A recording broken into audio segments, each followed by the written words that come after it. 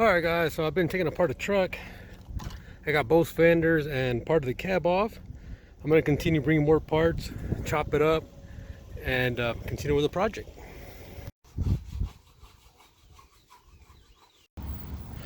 Alright guys, so there's the trailer.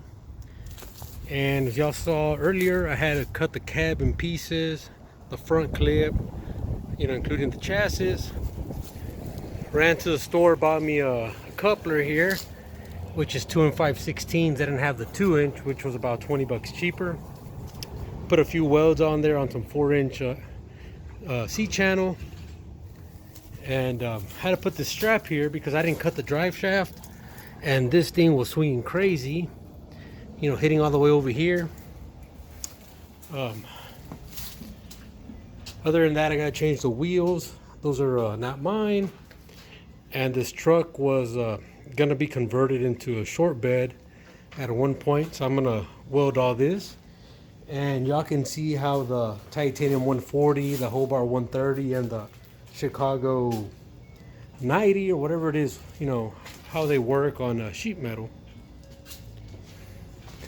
Yeah, we're here, long bed, and I got some cool ideas for this bed, so we'll see in the near future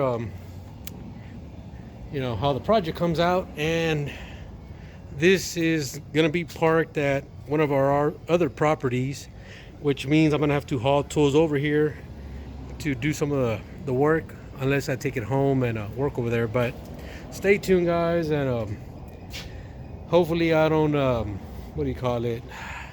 it's gonna be awesome, what I want to do with this bed. So here's the doors. These doors are bad, and I'm going to also use that for testing welds on sheet metal. Of course, it's an older vehicle, so metal's a lot thicker than today. So see y'all later guys. Bye bye.